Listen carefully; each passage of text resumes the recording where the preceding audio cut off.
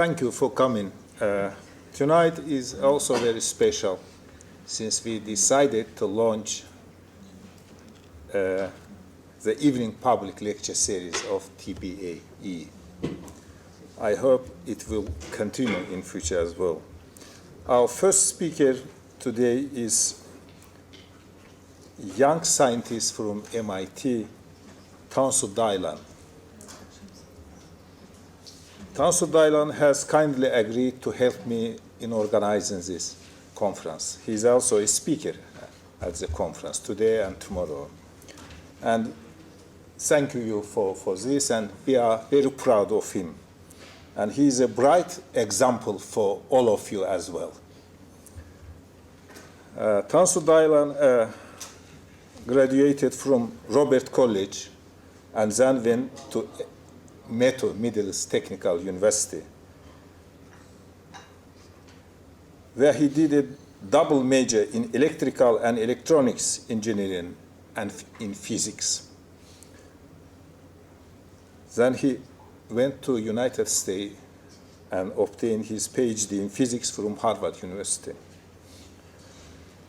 He mainly works on various statistical methods, signal processing, neural networks, transdimensional Bayesian interference as applied to problems in astrophysics, such as cataloging, detection, and characterizing of dark matter and exoplanets.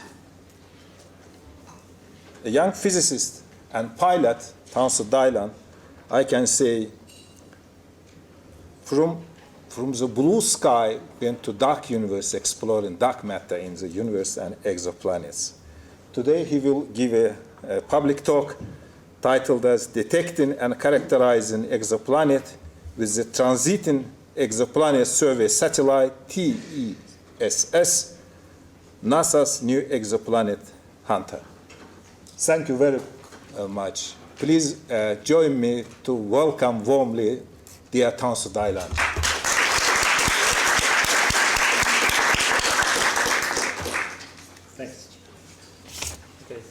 Thank you very much for the nice introduction and also for the invitation. So I think this is all set there. I don't need to connect it, but if you can't hear me, please let me know.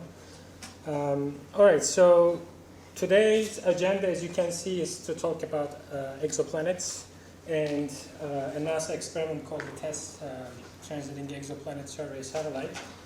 But I gave a similar talk a couple of weeks ago in Sabancı, and I know a large fraction of the crowd actually has already listened to it. So I will try to keep some of you awake by making jokes, but I hope I don't get you sleep.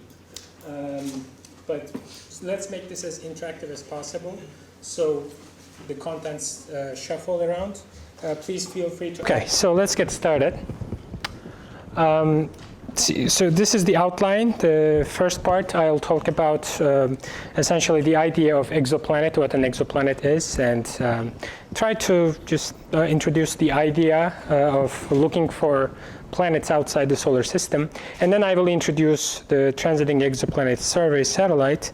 At the very end of the talk, I will talk about discovering and characterizing exoplanets using this machine and in general, and probably just finish off with, because this is a public talk, I will try to finish off with some discussion of extraterrestrial intelligence and the Fermi paradox.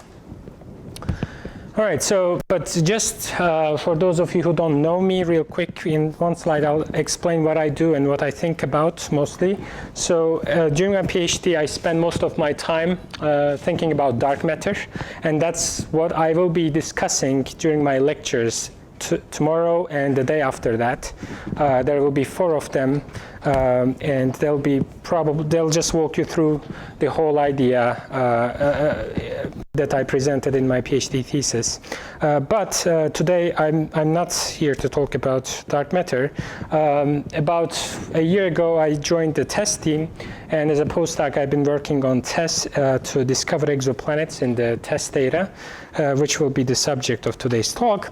One common denominator of these two is the fact that both dark matter, as its name implies, and also exoplanets are dark. Dark matter is dark just because because we don't understand it. It's not dark because it's actually black.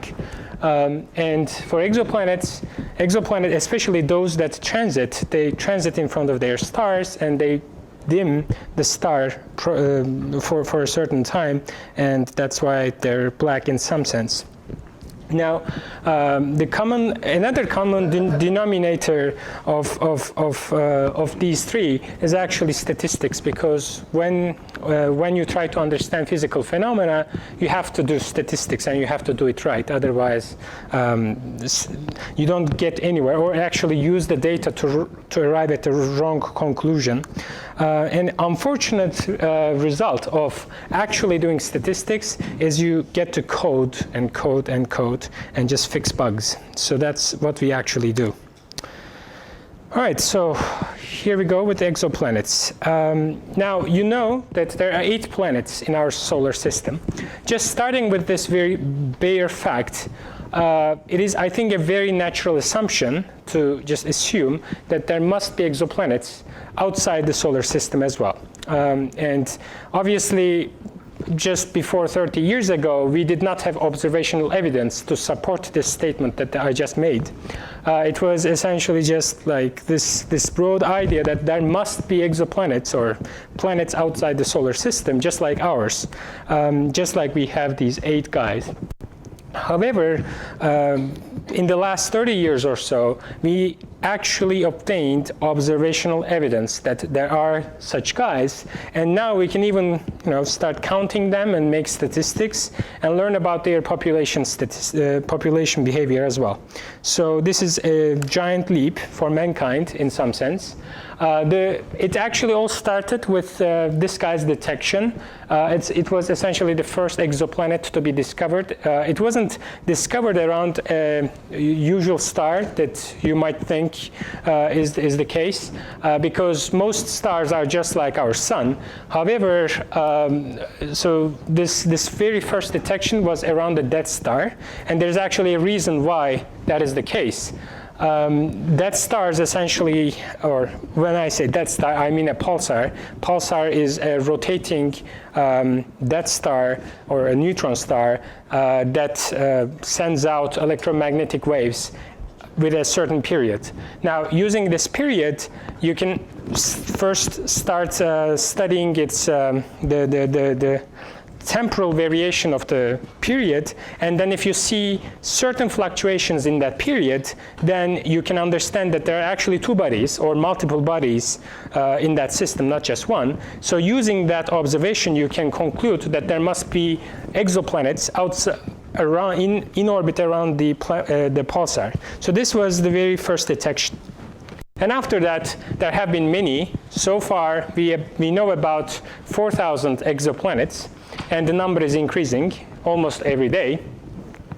Now, one thing I have to probably get across at the very beginning is that if you just take a telescope, a decent telescope, and just point it at a particular star with a certain exoplanet, let's assume that there is an exoplanet for sure, and hope to just get photons from the exoplanet, it is probably not going to work. The reason is typically stars are much brighter than exoplanets. And you might probably know the reason why stars are energy sources, so they're very bright.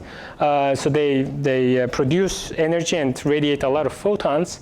Exoplanets don't. They only have thermal radiation because they have obviously some finite temperature. However, that temperature isn't high enough for them to send out that many photons. Usually, very typically, this is a ballpark number, stars are brighter than their exoplanets by a factor of about 1 billion. So that is really hard to actually achieve observationally. So what you hope to do is you go to the infrared region, where typically exoplanets, because they have a finite temperature, exoplanets are relatively brighter with respect to their stars. So you can, for certain cases, you can hope to actually get a glimpse of such exoplanets. So this is an example of such a detection. So you see these guys that orbit the star. In order to do this, people use coronagraphs that block out the light from this star. And that's the only way you can actually start resolving the light from these exoplanets. That's a very cool detection. But unfortunately, it's very rare. So it doesn't happen that often. So most of the time, you have to rely on indirect observation to actually detect them. And when I say indirect, I hope you don't start questioning it, because although it's indirect, it is actually much above 5 sigma. That is, we statistically confirm using independent methods that there is an exoplanet. So there are two such ways. One exploits essentially the temporal resolution, the fact that we can start and stop chronometers, like we actually can measure differences in timing. And I'll get to that. Second, we exploit the idea of energy resolution. That's called the radial velocity method, and the first one is called the transit method. I'll come to the details of these now. I'll start with the transit method. So in the transit method, you have a star and an exoplanet that orbits around it. Obviously, in order for this to work, the planet has to be orbiting the star at such an angle that in front of your line of sight. Otherwise, obviously, this doesn't work. And once it passes in front of the star, the luminosity of the star, or actually the flux that you get from the star, the luminosity doesn't change, but the flux that you get from the star temporarily decreases. And then if you start seeing this signature again and again and again with a certain time period, then you start saying, maybe there's an exoplanet in front of that star. So this is just a movie presenting the same idea. So there's a star, there's an exoplanet. So here there's the so-called light curve, the flux as a function of time. And now you see two such stars with two different exoplanets. The difference is one exoplanet actually has a larger radius, which means that the transit depth will be larger by the square of the radius, because it is proportional to the area of the exoplanet, or the area ratios. And that's the smaller guy. So that's how we can infer the existence of an exoplanet around the star, provided that it's in front of our line of sight. Now, the second method is called the radial velocity method, which I will spend minimal time on, because that is not how we detect exoplanets using Tess. In the radial velocity method, you again have a star and an exoplanet.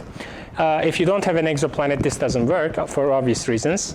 Now, once you have a two-body problem, what you can try to infer is the relative, or actually, the relative velocity of the sun with respect to the common center of mass of the system, because these, the star and the exoplanet essentially orbit a common center of mass. Despite the fact that the star is very heavy, it doesn't have infinite mass. So there's a common center of mass which is not the same as the center of mass of the sun or the star. So there's essentially a motion of the star with respect to that common center of mass. So the observational probe that allows this inference to be made is the Doppler shift, where if there's a line of sight motion of the sun, its emission lines or absorption lines essentially either move to the right or to the left. Either it becomes blue shifted or red shifted, depending on which sign the relative velocity it has. And using this, you can start to infer the existence of the exoplanet without even taking an image of the system. So far, I've only discussed systems in which you just see a star. You don't actually see or angularly resolve the exoplanet. That is very cool, because that's why we call it indirect observation. Now, if you only use one method, let's say the transit method, that is usually not enough. So what we do is we make sure that from the same system, we get both the radial velocity signal and also the transit signal, so we can make sure that there is an exoplanet around that star. Now, once you start detecting these, I think the very first question you ask is, what can I do with them, or why do I even care about exoplanets? Well, there are two main motivations. The first one is to understand the origin of the solar system, because we have evolved on an Earth or on a planet, and we start asking the question like, there are these different planets, there's this planet below us. How did they even form? How did they even come into existence? By understanding exoplanets and at different stages of their obviously evolution, we can start understanding our own solar system. And second, if you even find the twin Earth, that is an exoplanet that looks very much like Earth, then we might even possibly find extraterrestrial life, or at least start understanding the conditions in which such extraterrestrial life starts to arise. So those are the two main points, or main motivations for us to think about this problem. Okay, so next I will talk about Transiting Exoplanet Survey Satellite, which is essentially a NASA experiment to do this using the first method, the transit method. So for the moment, just forget the radial velocity method that I just described and concentrate on the transit method. So this is Tess. And it's got 4 cameras, as you can see. It's got solar panels and a bunch of electronics that allows Tess, the machine, to send back, well, first record and then send back the data to Earth. It's also got an antenna, which is on the other side. It just rotated, so you can see it. This is this is pre-launch, obviously. So you now actually see the antenna and 2 people just in the clean room doing the final touches on the instrument. Obviously, there are many tests that you have to do before you send something into space. It's very expensive to do those tests. So at the very end, Tess was launched into space April 2018. And that's essentially the Falcon 9 that sent Tess into space. It was launched by SpaceX from Kennedy Space Center. And this is a movie of 2 CCDs of Tess. So Tess, as I said, has 4 cameras, and each camera has 4 CCDs. So that ends up being 16 CCDs. A CCD, by the way, is a charge-coupled device. It's it's the device that allows your iPhones or smartphones to take pictures. It's the same CCD here. It's just much more sensitive. So space-based CCDs, or CCDs that are designed for space applications, have much lower readout noise, or dark current, what we refer to. So they can actually look at very black regions in the sky and still not be noise dominated. So Tess has such optical is such an optical telescope with such CCDs. So here you basically see an object moving, and there's also a tail. So this is a comet.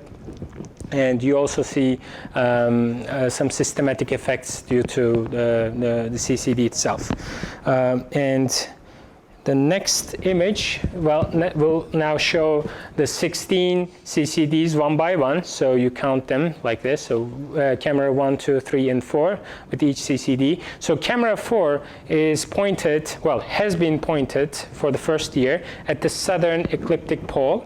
And in the second year, so the nominal mission is for 2 years. In the second half of the mission, it will be pointed at the north ecliptic pole.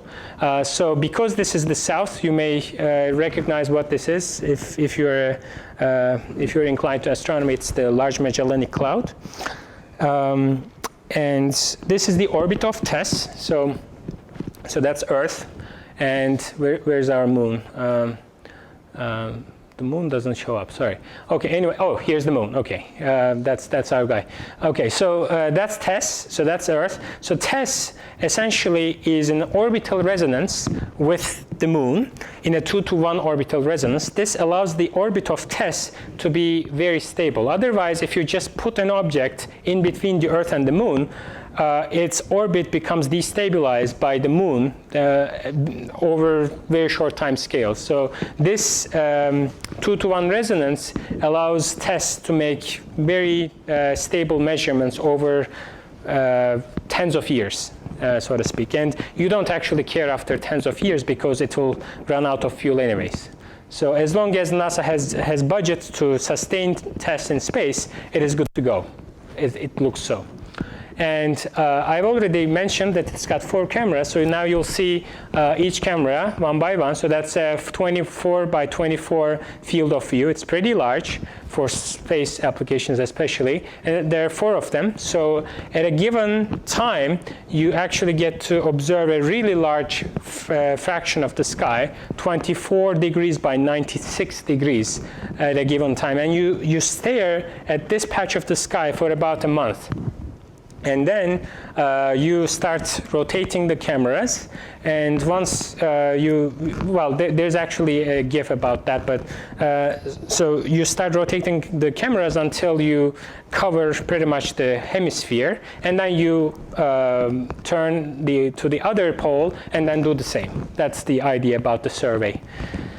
And I already mentioned that it's got 4 CCDs, so this is kind of a repetition. This is taken from the Tess office at MIT, just pre-launch, checking the CCDs.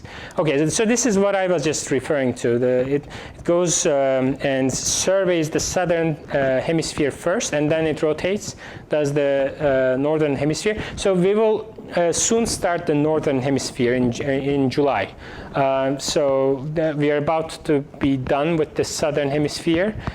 So we'll continue with the north. And the nice thing about the northern hemisphere is that we will start staring at the Kepler field. So Kepler was the precursor to Tess. It had basically a much smaller field of view. So looking at the same patch of sky will be a very rich science, essentially, because we will be able to cross-check our results with Kepler and also discover more planets in the same region. So one more thing to define. So JWST is the James Webb Space Telescope, and it's got a synergy with Tess, if it ever launches, because it's basically, so Tess is designed to actually look at the JWST's continuous waving zone for a long time. And what this does is, if Tess, for example, detects some exoplanet in that region, JWST will be directly able to follow up in order to characterize the atmosphere, if it has any, the atmosphere of that exoplanet. So there is going to be a synergy between the two. And the level 1 science requirement of Tess is to discover 50 sub-Neptunes. The definition of a sub-Neptune is an exoplanet with a radius that is less than 4 times the radius of the Earth. That is just one definition that's useful. So that's the level 1 science requirement, and obviously measure at the very end also measure their masses. So this will give a catalog that will be very useful for further characterization. Now, the science potential of Tess obviously isn't just restricted to exoplanets. It can find, for example, all time variable objects in the sky, such as supernovae, comets, moving objects. So these are in our solar system. It also can look for optical counterparts to fast radio bursts or even gravitational waves. These days, we keep thinking about gravitational waves a lot, and that's one of the hot topics. If, for example, LIGO finds a signal, which it started finding regularly anyways, Tess can look at that region and try to see if there's an optical counterpart to it. All right, so at the very end, I will talk about exoplanet detection and characterization. And then, obviously, we can do questions. I haven't gotten as many questions that I was expecting to, so I will just add to the time in which we do Q&A at the very end. Okay, so now, about an exoplanet. So once you discover an exoplanet, there are a couple of questions you can ask about the characteristics of the exoplanet. The very first one is the very orbit of the exoplanet. Like, you can define an orbit in a 3-dimensional space using just 6 parameters. So you can start measuring them, fine, okay, that gives you a dynamical handle on the characteristics of the system. But there's also the interaction with its host star, which you can study as well.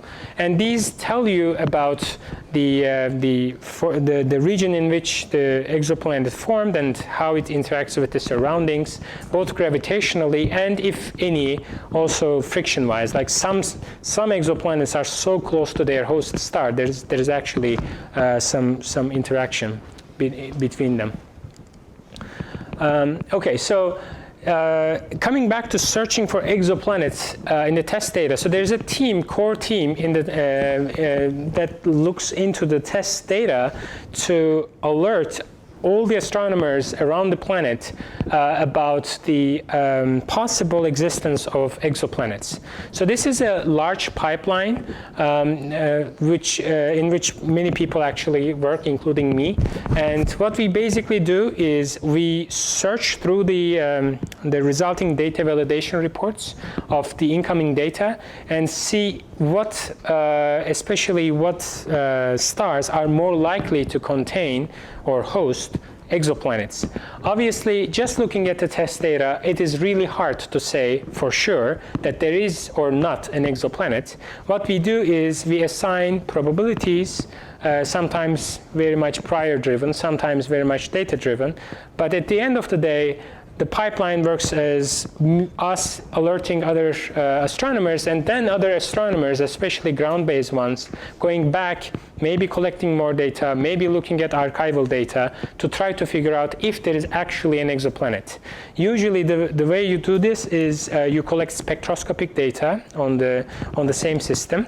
First, just to make sure that there's no binary star or anything like that. Or you can do high resolution imaging, just look at the same patch of the sky, but with a much better angular resolution, better than TESS. So that will allow you to see if, for example, the signal is coming from elsewhere in the pixel or not.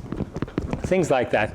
But at the end of the day, if the candidate passes all these tests, then it becomes an exoplanet, a confirmed exoplanet, and then the idea is to measure its mass. For that, someone else has to collect a lot of spectroscopic data, and eventually, if the mass is also confirmed, or measured rather, then you know the radius from TESS, you know the mass from the spectroscopic data, so you can actually know the density, which is really cool. So that becomes the ultimate product. And at the very end, which I will come to, you can also study the atmosphere. But before I even come to that, I skipped one part. So there is a lot of data in the TESS, obviously, in the TESS data set. So it's a large data set. So the idea is not to spend human time just looking at every possible light curve, because there are millions of them. Instead, we have trained a convolutional neural net, which is a machine learning application, to do this, or at least do the first triage, that is, bring down the number from tens of thousands down to a few hundreds or maybe 1,000, so we can actually spend human time to look at them. So to do this triage, so it's essentially a really complicated convolutional neural net which does this for us, so we don't have to go through each and every candidate. Okay, so some highlights from the mission, especially the first few months. So I will obviously, TESS has discovered many such exoplanets, so I cannot enumerate even all of them. I will just show a few examples in which I spend a lot of my time just working on. So this is TESS Object of Interest 270. It's one of the, 3 of the exoplanets that we discovered using TESS. So here you see the light curves associated with the system coming from 3 different sectors, sector 3, 4, and 5. So each of these sectors are 1 month long data periods. And on the x-axis you have time. On the y-axis you have the so-called relative flux. So you start counting photons from the system, and then you normalize it by the mean. That's what the relative means. It's nothing important. So the fact that you see these dips tells you that there is an exoplanet, and the fact that their period, they're periodic, increases obviously your degree of belief about the existence of such exoplanets. But without doing careful statistical analysis, it is really hard to just look at it by eye and say that these are exoplanets. But we've done basically all the necessary cross-checks, and we've seen that once you face-fold the data on the period, you actually get that transit-like or U-like shape that we always look after. So there's 3 such exoplanets with these periods. You can see that the planets C and D are in orbital resonance or near resonance. So that's something cool as well. Okay, so coming to the known exoplanets in the Tess data. So Tess obviously is a machine that can discover new exoplanets, but it is not a machine that only does new exoplanets. It can also recharacterize known exoplanets. So this is one example in which there's an exoplanet that rotates around or orbits around the host star, and a changing fraction of its surface is illuminated by the host star as it orbits around the host. So using this, you can start studying the so-called phase curve of the exoplanet, or rather the system. So star plus the exoplanet. So you start seeing these sine or cosine-like shapes on the light curve as a function of time. Well, this is actually phase curve, which means that you have found the period and then you have folded the light curve onto itself at that period. It is essentially a numerical method to study periodic time series. So once you do that, you start seeing these sine and cosine-like behavior, and that starts telling you about for example, what is the geometric albedo, if any, of the exoplanet is, and what is the temperature of the exoplanet, what is the day-night side temperature contrast of the exoplanet, or if, for example, there are tidal interactions between the star and the exoplanet, like because the exoplanet is there, sometimes it just happens that the star gets stretched along an axis and it becomes an ellipse as opposed to a circle. So you can start inferring things like that based on the phase curve. So this is a artistic description of what I was just talking about. So you have this giant star and you have an exoplanet, and because they're so close, we think that most of these so-called hot Jupiters are tidally locked. So you almost always see an example of this in the night sky. Our moon is like this. So our moon is tidally locked to our planet because of the same reason. And because it's tidally locked, it's one of its surfaces must be really, really hot, because imagine having no day or night, just staring at a star that is just going to touch you. It is really, really hot, almost as hot as the surface of the star.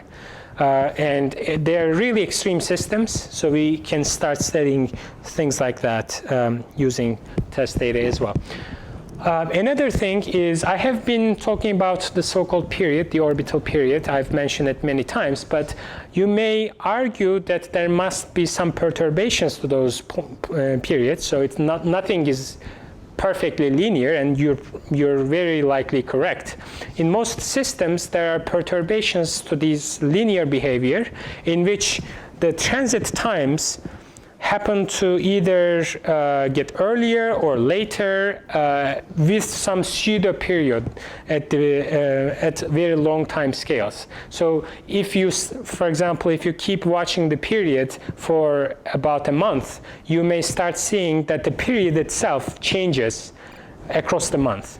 So this usually indicates that there is an additional body in the system. So there is like maybe a third body, and you can start discovering new exoplanets without even looking at them or taking a picture. That's also very cool. So that's another thing you can do using the test data. So this is just one highlight again from the mission, in which using the data on WASP-4b, which is an exoplanet in orbit around WASP-4. That's how we name exoplanets. We just stick a letter at the end. But we don't start from A. Don't ask me for why. So what happens here in this plot is, on the x-axis, there's the time. On the y-axis, so there are two plots. On the y-axis, you have the deviation from the linear model, this linear period that I was talking about. And this red point that we just observed using Tess indicated that the signal arrived much earlier than we expected. The Tess signal arrived earlier, which means that the period must have decayed, or there must have been some apsidal motion of the planet that we cannot currently understand or break this degeneracy. But we at least can start probing the two options.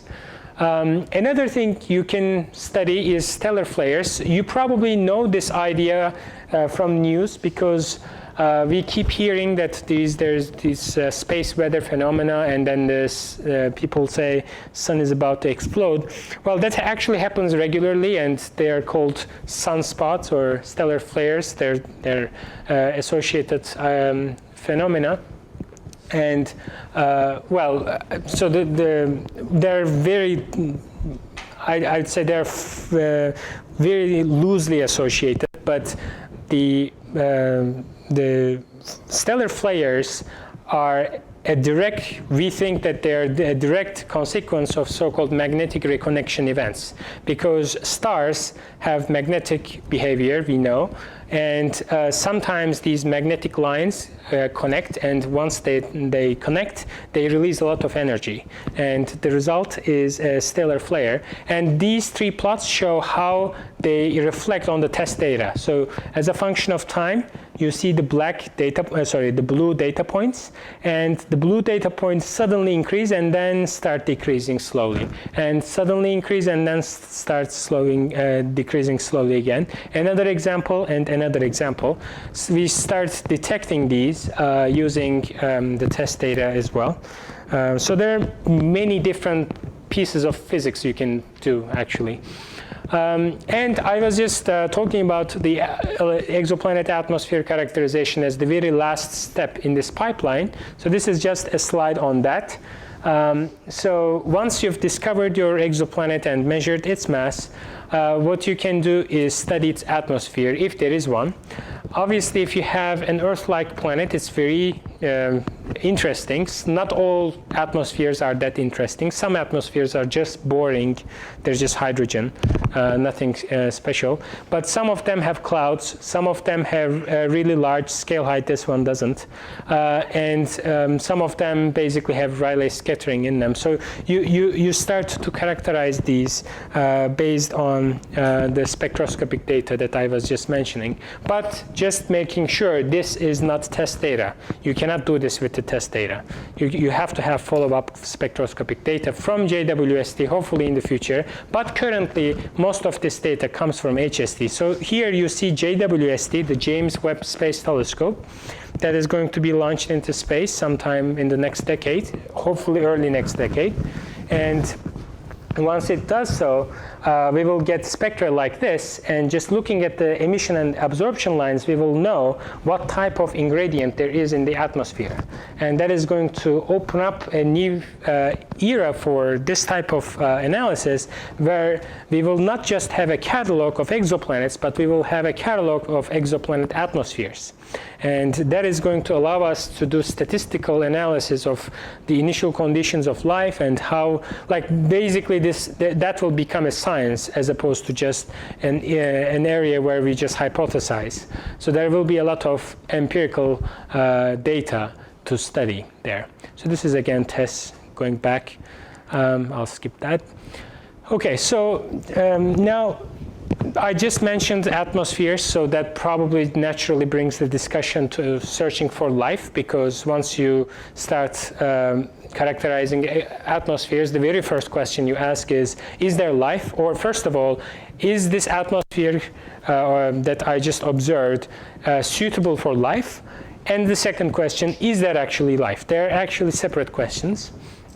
But one thing I have to mention even before discussing that is that we should probably think about our own solar system before even going further out into exoplanets, because there are many, not just planets, but moons to our planets that are in our solar system around Saturn and Jupiter, like these four. These are interesting. Well, excluding Titan itself, it's also interesting on its own, but these three guys probably have a subsurface ocean, and that makes them very interesting because eventually we may be able to send a probe down and probe from that ocean. And if that ocean ever comes into contact with a hydrothermal vent, then we are in the game, because you may actually have a rich set of hydrocarbons that may initiate life. So these three might be optimal, or at least have the capability of being optimal for producing life. And Titan also is interesting because it's got lakes on it as well.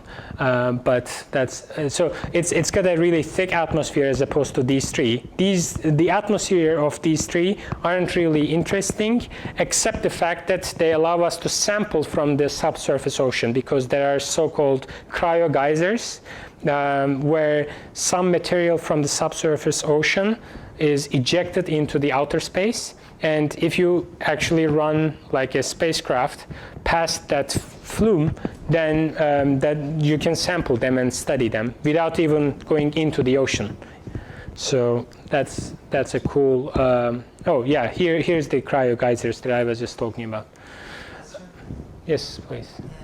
Are there any necessary and sufficient conditions for life existence of life on a planet? For example, if you want to say that life, for example, a planet can sustain life, it should have these conditions, for example, for necessary conditions. Well, unfortunately, we don't. If we knew, this would have been exponentially easier. So currently, we don't have any observational evidence to support any of the models. The problem is there are so many models, there's so many ideas, but nothing to start eliminating them.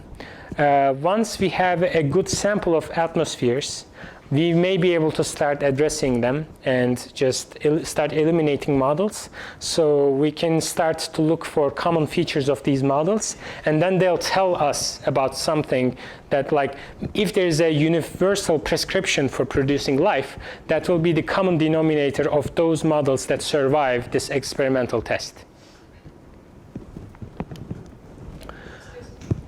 Yes, please. What about using Earth as one of the models? What about using what? Earth as one of the models. Well, sure. I mean, Earth is the only sample we have. That's the obvious case. But the problem is just you have a single data point and an n-dimensional parameter space where n is large, and I really mean large. So you really can't constrain anything. So, okay. So, okay, that's a good statement to move on with. Where's everybody? So I just stated that the Earth is the only example, and that is unfortunately true. For those of you who believe in UFOs, I'm sorry, but we actually don't talk to them, or we don't actually have any evidence for the existence of extraterrestrial intelligence at the moment. So the natural questions, the natural question to ask is, where is everybody? So we think that there is about an exoplanet on average in our galaxy per star, or I should say per sun-like star. That ends up, because there are about 400 billion stars in our galaxy, that ends up being a number like 400 billion exoplanets just in our galaxy, leaving alone all the other galaxies that whose number is also in the hundreds of billions. So there are many such, there must be such a huge number of such initial conditions. So even if it is really, really unlikely, one of them at least must have produced life other than ours, and they must have come to the stage where they're able to talk to us. But the very fact that they don't should tell us something. Something in our understanding must be wrong for this to not be the case. So there are many ways in which you can start explaining this. I will talk about one thing, but probably even before going to that, I should just mention one signal that we observed. This is almost a half a century ago, actually. It's been a long time. This is called the WOW signal, in which radio astronomers were listening to basically a patch of sky, and then this is in logarithmic scale as a function of time, the amplitude of the signal they observe, and suddenly, if you just run down the numbers like this, you suddenly start seeing a really large numbers, and then the technician there just wrote wow, because he or she was really excited about seeing these numbers.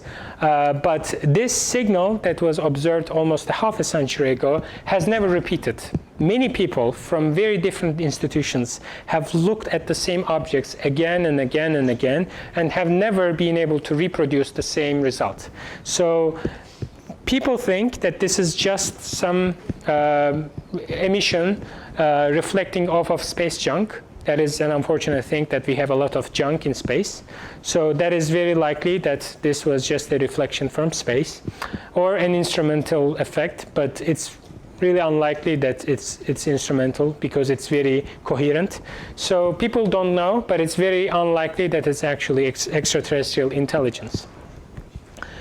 So there is another side to this discussion, which is active SERI. So SERI, by the way, is search for extraterrestrial intelligence.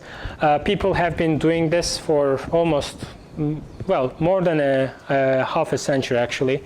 At the moment, taxpayer money, usually like using taxpayer money to do SERI is a thing that's frowned upon, especially in the US, because people think that we should just be doing astrophysics and trying to understand the nature, as opposed to looking for extraterrestrial intelligence using taxpayer money. But there are many private institutions who fund such studies, and also active active searches for extraterrestrial intelligence. This is just one example, but a very symbolic one. Sorry? This is the Arecibo message? Yes, this is the Arecibo message. So the way to read this message is you start from here and then go like this. And so if you were the guy who's receiving this, you obviously don't receive an image like this. What you receive is a sequence of ones and zeros. So you start from here and then just go like this, receiving zeros and ones. And because the sides are both prime numbers, it is just expected that the receiver on the other side is intelligent enough to know prime numbers and then bring this into a picture-like form.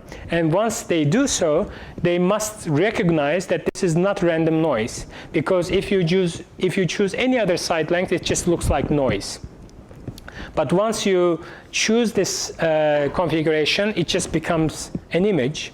So using this, so this is just numbers like 1, 2, 3, etc. And then they have an image of the human. That's kind of funny. They have, I think these were like carbon atoms somehow. They're like the organic molecules that were known at the time. They were thinking that they kind of represent life. So they sent out a message like this. This is a pictorial schematic description of the Arecibo. Arecibo, by the way, is a transceiver. It's in Puerto Rico. So it's been one of the prime sites in which active searches have been done.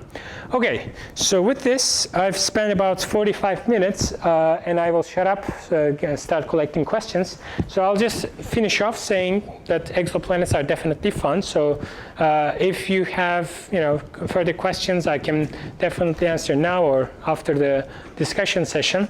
And what I really like about exoplanets is that they put us in cosmological perspective. So I think in that sense, it is very distinct from the rest of astrophysics and probably have a lot of common denominator with cosmology itself, because they really put us in a position to look back into our own past and start questioning stuff. And coming back to Tess, Tess has a really rich data set. It's been in space for about a year now, past a year almost. And it will hopefully be in space for some time to come. There will be an extended mission, hopefully. And that extended mission will continue for about 3 years. And then it is likely, if nothing breaks, it is likely that there will be yet another extended mission. So NASA's policy is usually that if nothing breaks in the instrument, they usually like to keep it in space, because keeping it in space is much cheaper than sending another one into space. Okay, with that, I'll just conclude and get questions. Thanks for listening.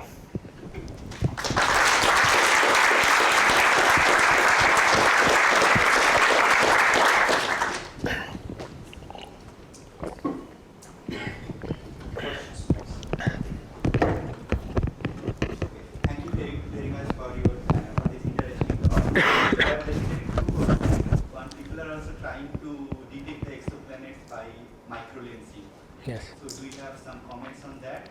And second thing is that, what about after the detection? What is the next steps for this? Because NASA is also funding another W first mission. So is there any possibility to cross-correlate the data set between two of these experiments? Yes. So for microlensing, that is certainly true. I've only mentioned 2 indirect methods. There are actually even more than 3, including microlensing. There's astrometric as well, and there's pulsar timing, etc. So there are like many ways in which you can look for these things. However, the other methods that you and I mentioned, the problem with them is that they are not statistically complete. Well, none of them actually is statistically complete. All detection methods have selection bias that is inherent. However, some of them have more selection bias than others. However, at the end of the day, I think we should be trying all of them because of the different selection biases. They sample from the different regions of the underlying population of exoplanets. So it is important to have all of them. Now, your question about WFIRST. So WFIRST is a really nice experiment, and I think almost all astrophysicists would agree that it must actually fly. However, very recently, the funding for WFIRST, I think, has been impeded by many things happening.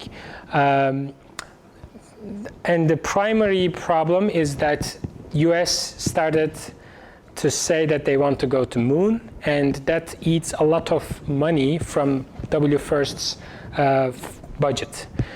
So when you hear news that Trump wants to go to the moon, what happens actually is most of the astrophysics money actually is directly sent into the robotic, or actually not even robotic, like human space flight. So unfortunately, WFIRST may or may not fly, or at least may fly, but fly very late, maybe like in the later chunk of 2020s, if it does so. So that means for a long time to come, we will not have such a cross-check, unless something else gets funded real quick, or Europeans just find a way. Yes, please. So just a technical question. What is the cadence with which Tess observes a single star? So there are 2 modes. Is that a continuous 4-hour window that you were showing in the plots? So there are 2 modes of cadence. One is the short cadence, which is 2 minutes. The other is 30-minute cadence. The difference is that 2-minute cadence data is collected only over a subset of pixels that are pre-selected to be around stars that are of interest to Tess. So there's a list that is called a candidate target list that contains about 200 stars per mission. And the pixels around those stars are collected at 2-minute cadence, and the rest of the silicon is collected at 30-minute cadence. Another thing I should add is the shutter time of Tess is actually just 2 seconds. So the addition from 2 seconds to 2 minutes is done softwise. So it's basically done on board. And then you were focused on a star continuously for how long? For about a month. So what happens is the one orbit is about 13.7 days.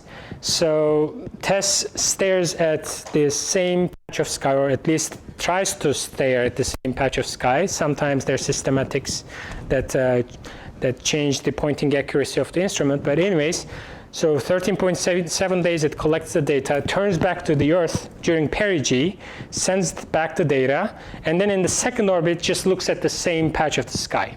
So then it collects 2 orbits, which makes up a sector, which is about a month long. But I've been saying month, but it's actually not 30 days. It's shorter. And then after that, you never go back again? So far, Time in the far future? yeah, so in the nominal mission, we don't, but in the extended mission, we will. So the idea about the extended mission is to look for exoplanets that have much larger periods, because a month is not enough to just find exoplanets whose period is 60 or maybe 90 days. However, if you just look at the same patch of sky for 1 more month, about 2 years later, then you may, statistically speaking, start finding exoplanets that may have periods of about a year or even longer. What's the sensitivity of Tess in terms of the size of the star and size of the planet? Let's say, can Tess observe a planet that's 400 parsecs away, that's 1/10 the size of the star? Yeah, so this is a question that very much depends on the brightness of the star. So there's essentially a curve as a function of the brightness of the star, a curve that characterizes the photometric uncertainty, the noise, and a couple of numbers of interest. If you have a magnitude 10th star, the photometric precision is about 200 ppm, parts per million. If you have a 16th magnitude star, the sigma, the 1 sigma fluctuation is about 1%. So if you have 1% photometric uncertainty, then you essentially can only do better than, like, you can only start looking for signals larger than that. And also, given the fact that it goes like the radius square, you start really looking for really large exoplanets. Otherwise, you can't see it. Like that usually happens with white dwarfs. They're really faint, so you really need large exoplanets. But white dwarfs are small as well, so you gain. Yes? You said it can also check out some optical counterparts of gravitational waves. Yes. So will it leave its current mission and turn to the... No, it doesn't do that. So the TESS is a survey mission, which means that you cannot disturb the sector schedule. So this counterpart argument I was making is only by chance. If it just happens that to be in the test data, then we can actually do that.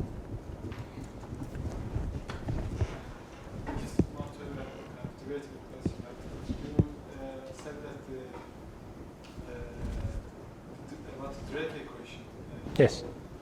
So for that equation, it's like some function coefficients with some different parameters, something like this, and which actually tries to somehow find the, let's say, correctable way of finding some of the, let's say, aliens or light, any other things all over the universe. So is there any way to check out that equation, or maybe check some of the function coefficients of the equation, like to change them maybe another functions which can mean anything different.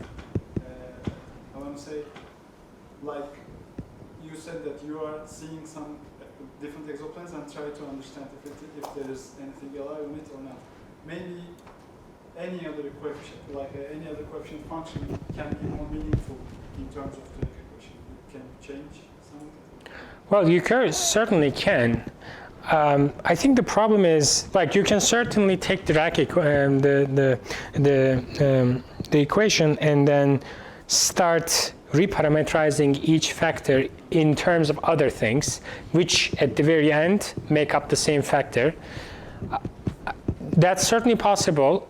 The problem, I think, is even if you do that, there are many versions of that equation that tries to do that. I think at the end of the day, they're again prior driven, in the sense that the famous, like the zeroth order the equation has the initial terms as the star formation rate, the number of planets per star, and the number of Earth-like planets per per planet. So those three terms you can statistically answer using missions like Kepler and Tess. So leaving those three aside, the rest, which is the fraction of planets in which there's life, so the fraction of planets which can produce life, then fraction of life that can produce technology, the fraction of civilizations with technology that choose to communicate, etc. Those ones are largely prior driven, and even if you reparameterize, I think they'll still be prior driven. Like that part, I don't think we have any hope of doing any science with, because they are not things that you can count or put uncertainties like statistical uncertainties on, unless you start making a population of, let's say, life forms that have produced technology or not. Like if you have, let's say, found 100 exoplanets with the right biomarkers saying that they have or not life forms on them, you can start answering the question, what is the fraction of them that actually ends up with technology? But then if you are at that stage, you don't need that equation anymore. So it's like solving the equation while trying to answer this question. So we don't have really hope, I think, but I hope someone else proves me wrong. Yes? Thank you for the talk. Could you give a little bit more detail about the sensors on the equipment, such as like the pixel size, the array size, and the noise floor, and what we use for sensors in one camera, etc. Okay, so the photometric noise, the noise floor I think mentioned. So the noise floor past 10th magnitude is about, so pre-flight, I think it was expected to be about 60 parts per million. Now we're down to about 30 or 20 roughly for really, really bright stars, 20 ppm. Other than that, the silicon essentially has 2048 pixels by 2048 pixels. And there's virtual columns on both sides and dead columns as well. What other questions did you have? How do you handle the one-way noise for such long-term measurements? Like you're looking at the same stuff for like a month. So what we do is we do so-called detrending to get rid of the red noise. So red noise, by the way, is structure in the data that you cannot model using your forward model exoplanet. And what we do is we do Gaussian process to filter out the trends. There are many trends in the light curve that are due to other things, like the pointing accuracy just shifting, etc. Or, for example, in the beginning of every orbit, just because Tess has moved, its thermal state changes because it basically points away from the sun and into the sun. And then because of that, for about a day, the temperature of the machine changes. So we usually just even mask out that part, because when the temperature changes, PSF, the point spread function, changes, which means that the photons from a given source is spread out into a changing fraction of the pixel. That is not something you want, because it introduces trends into your light curve. But anyway, so most of these things can be just like even gotten rid of just using Gaussian processes. The nice thing about looking for exoplanets is the signature is so unique that is usually not covariant with anything like 1/f noise. Yes? Quick question. Is it dominated by the thermal noise of the CCD, or is it dominated by the radiation space that is depositing? So again, it depends on what magnitude you're interested in. So at very faint magnitudes, we're always, like any optical telescope, is always background dependent, like sky dependent. The 1 sigma fluctuations in the sky will determine what magnitude you can probe. In the bright limits, you're always systematics dominated, because there's a floor.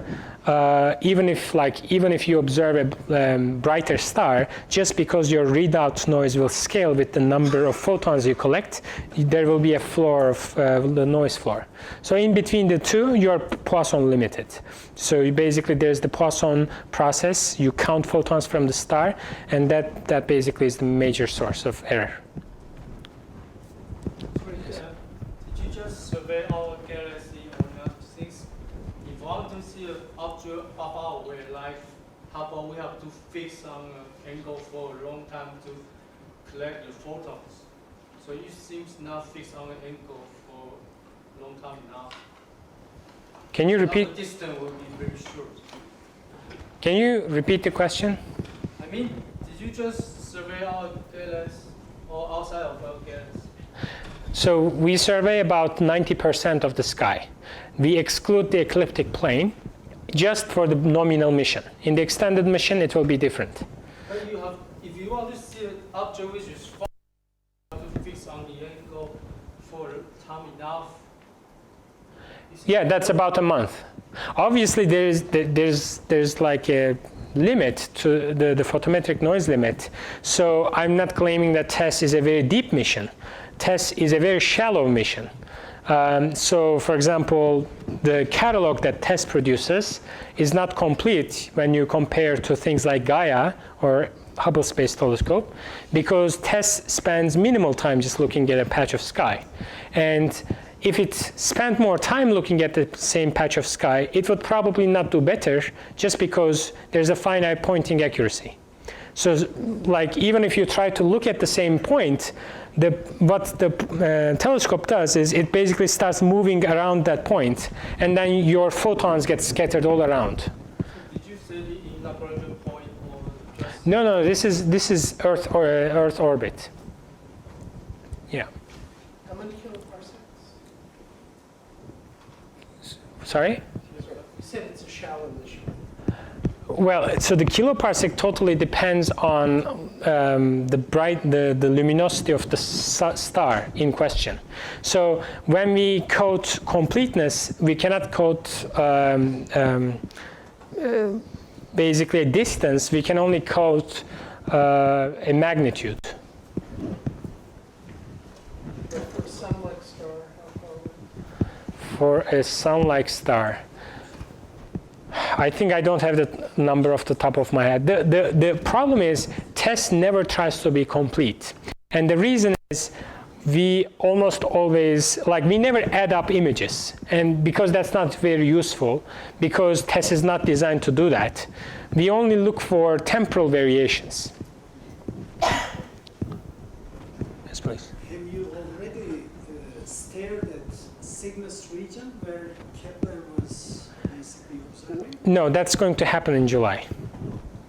Yeah, that's very soon.